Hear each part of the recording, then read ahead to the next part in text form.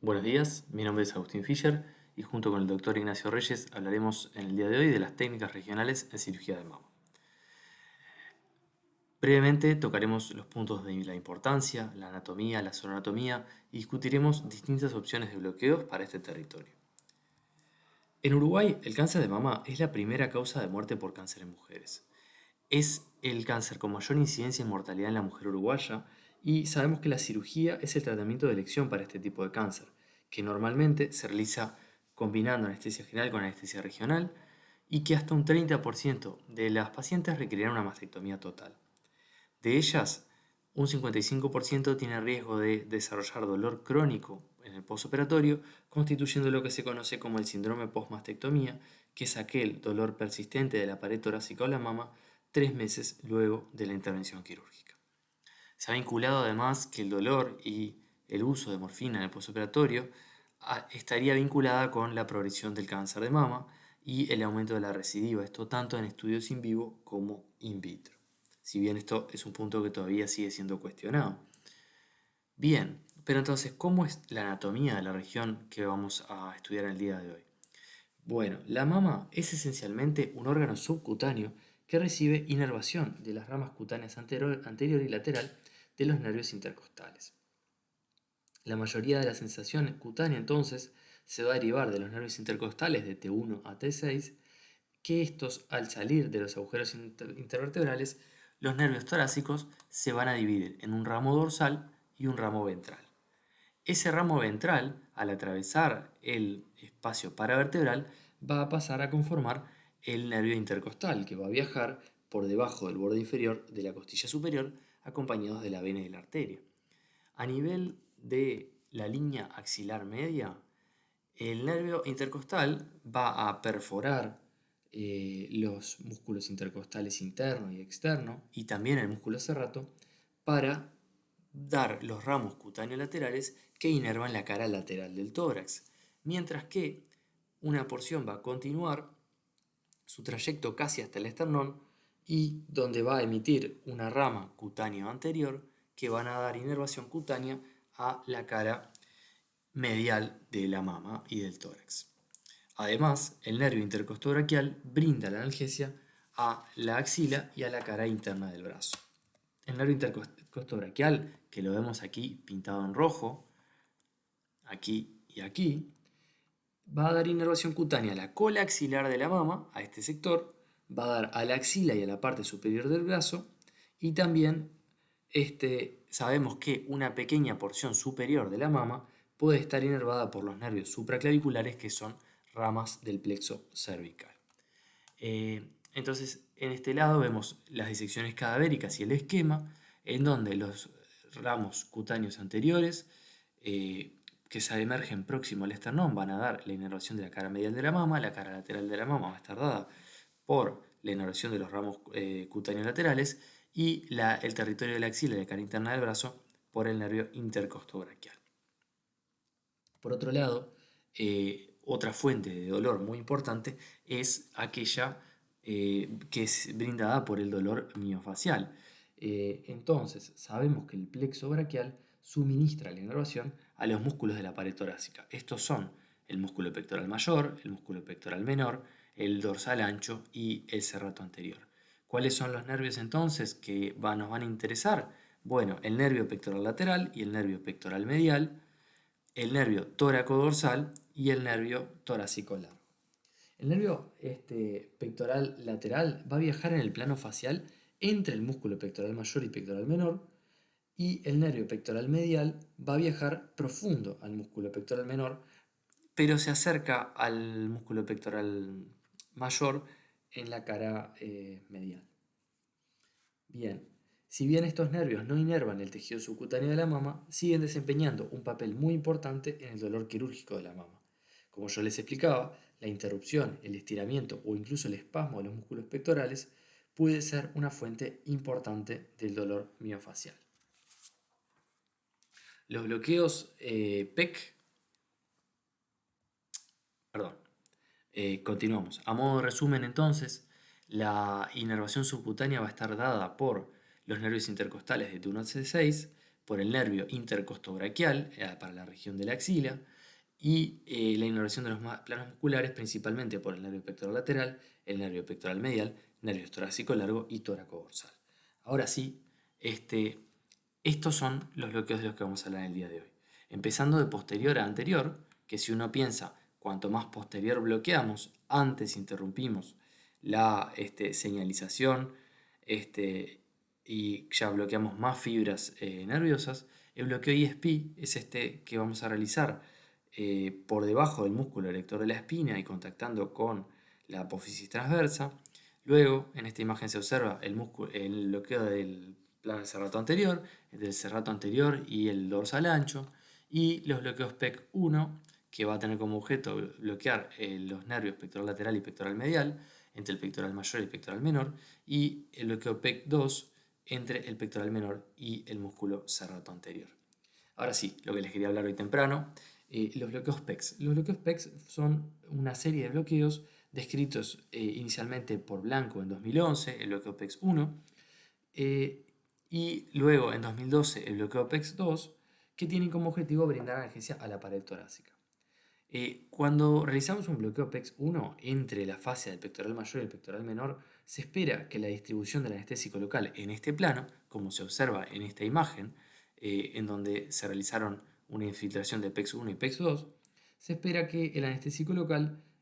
anestesie el nervio pectoral lateral que discurre entre los músculos pectoral medial y pectoral mayor y pectoral menor, y también que anestesie el nervio pectoral medial que va a discurrir anteriormente o por el margen lateral del músculo pectoral menor. Por otro lado, la inyección del bloqueo PEX2 entre el pectoral menor y el músculo serrato anterior va a tener como objetivo brindar la analgesia de las raíces cutáneas laterales de la pared torácica y también el nervio intercostobraquial. Debemos recordar que no se bloquean las raíces cutáneas anteriores, por lo que en la región medial de la mama próxima al esternón será necesario brindar una técnica analgésica complementaria, que puede ser una infiltración local con anestésicos locales o un bloqueo BRCA. Bien, entonces, usted para realizar un bloqueo PEX inicialmente comenzará su escaneo como se muestra en la imagen, con la sonda orientada en sentido cráneo-caudal, y la imagen que obtendrá inicialmente es aquella que miramos cuando realizamos un bloqueo infraclavicular. Observamos la arteria axilar, los cordones del plexo braquial, el músculo pectoral mayor, el músculo pectoral menor, y si usted a medida que desciende con su sonda y le brinda un ligero tilt hacia medial, va a poder observar el músculo pectoral mayor y el pectoral menor, la segunda costilla, y es a nivel de la tercera costilla donde entre la segunda y la tercera costilla se recomienda realizar la infiltración para el bloqueo PEX1 con 10 ml de anestésico local, y posteriormente puede dirigirse hacia la cuarta costilla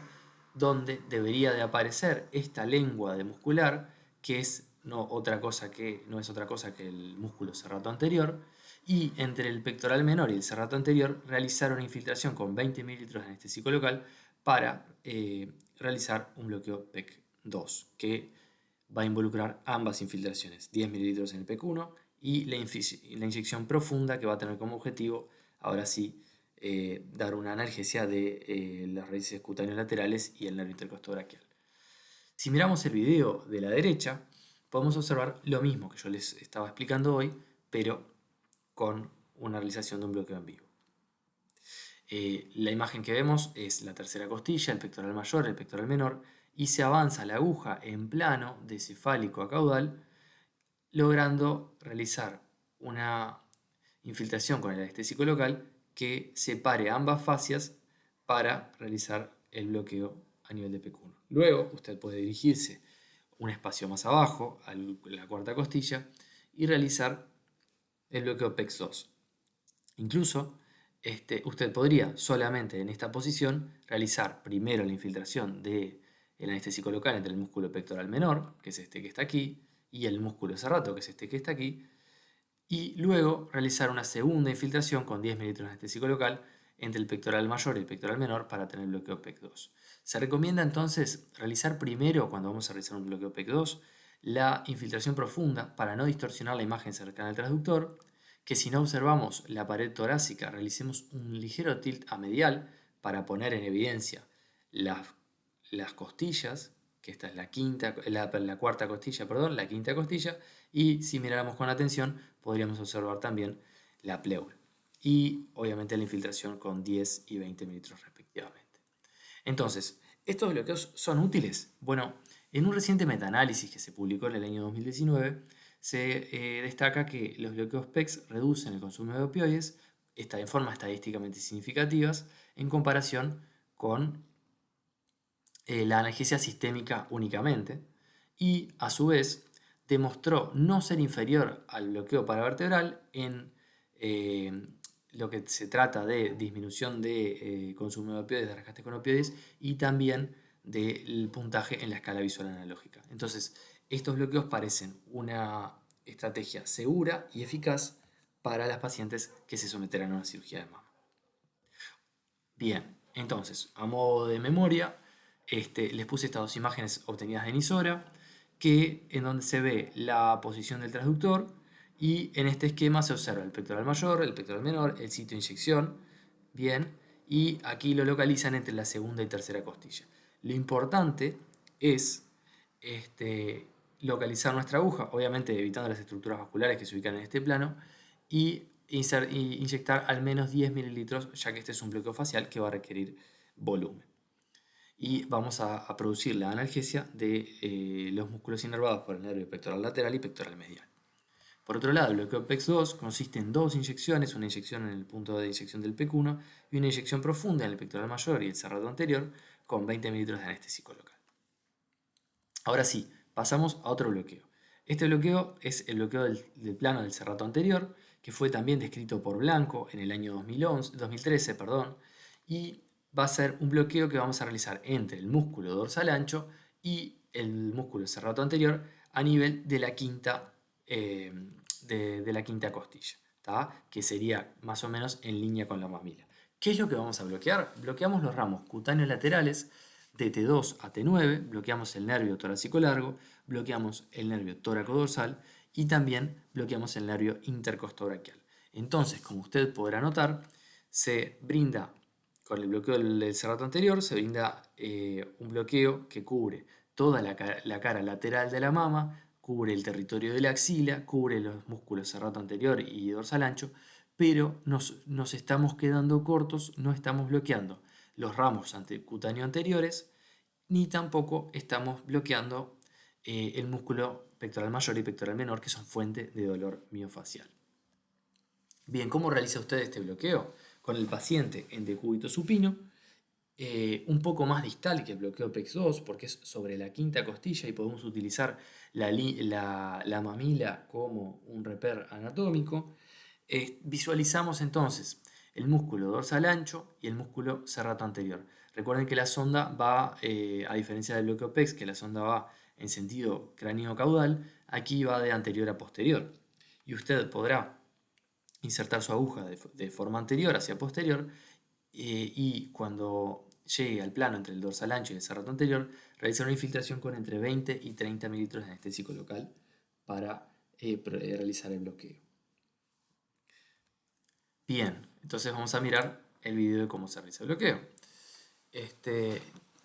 Entonces, usted identifica el músculo dorsal ancho, el músculo serrato anterior a nivel de la quinta costilla, y aquí se han descrito dos sitios de inyección. Se puede realizar una inyección de 20 a 30 mililitros de anestésico local entre el dorsal ancho y el serrato, o con una eficacia similar se ha descrito la opción, bien, ahí el video les muestra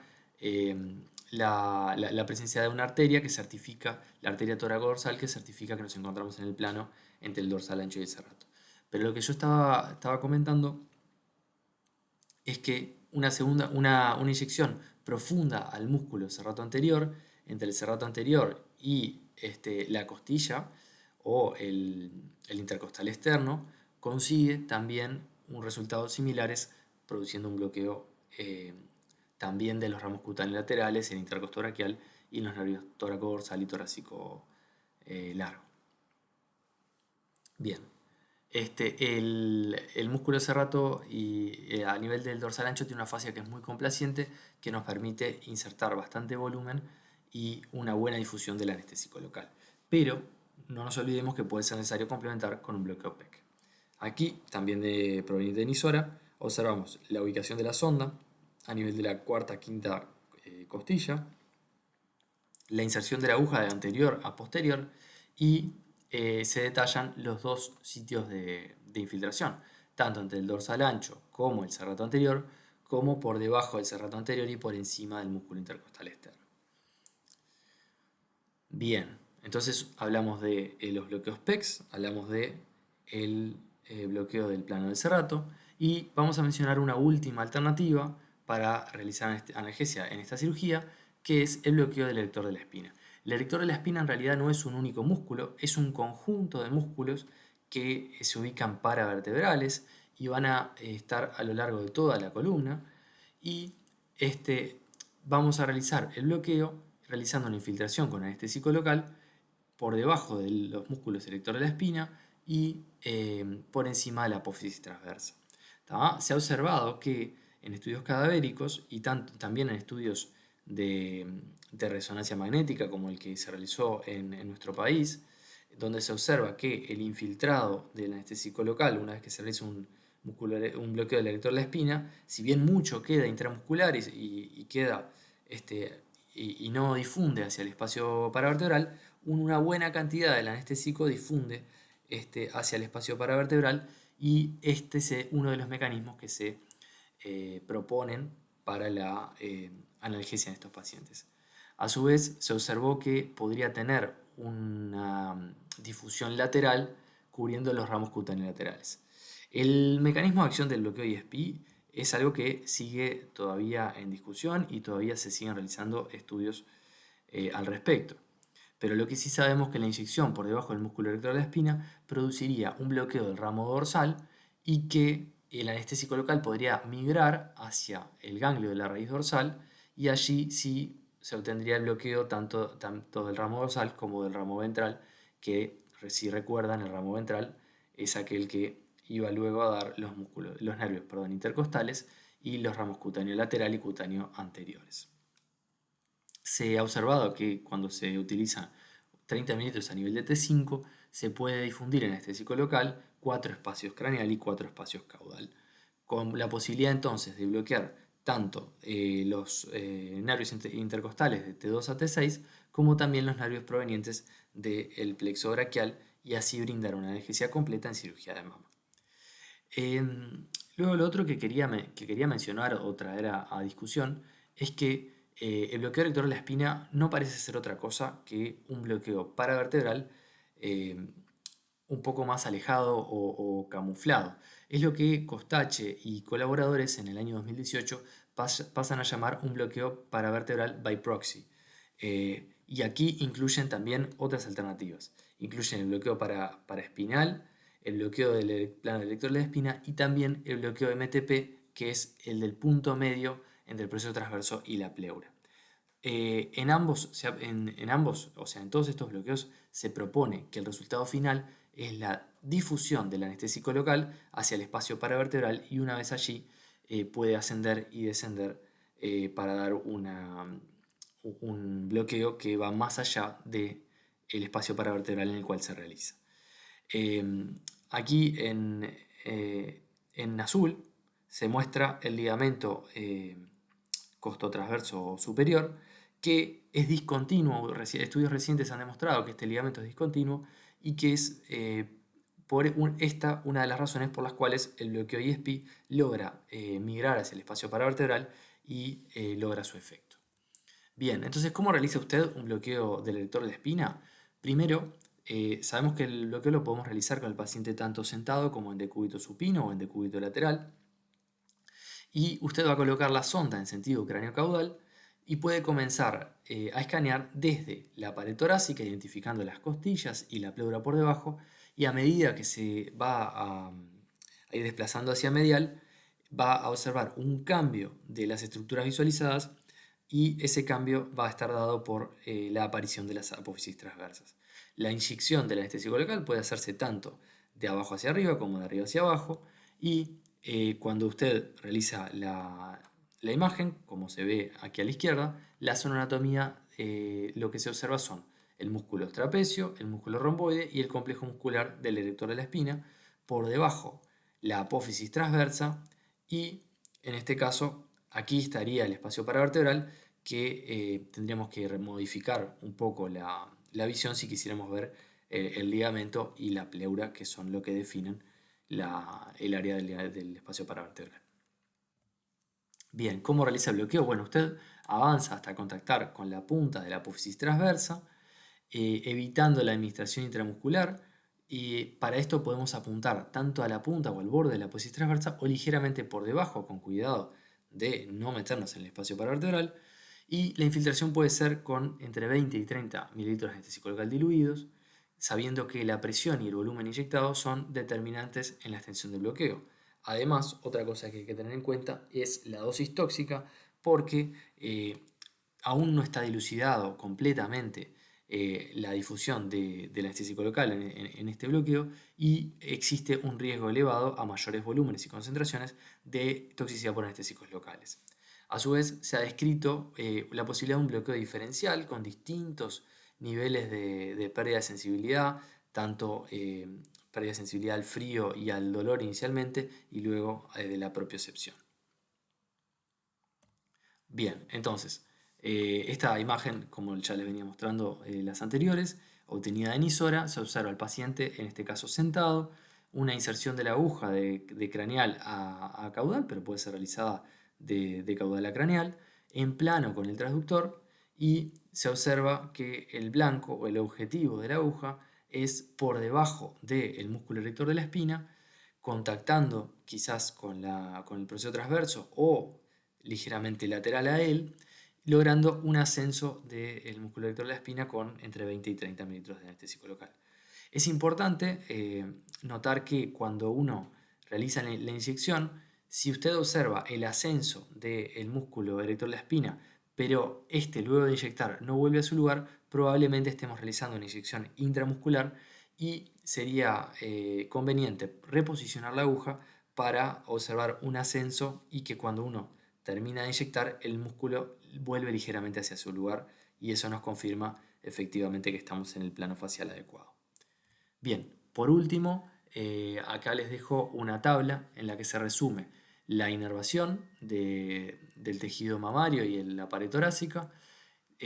Se resumen también los distintos procedimientos que pueden ser realizados y sobre qué sector de la inervación tendrían efecto, y también se resumen qué nervios y qué sectores serían bloqueados con cada uno de los bloqueos cuando realizamos anestesia regional en cirugía de mama. Bueno, muchas gracias por su atención y espero que les haya resultado útil para el taller del miércoles.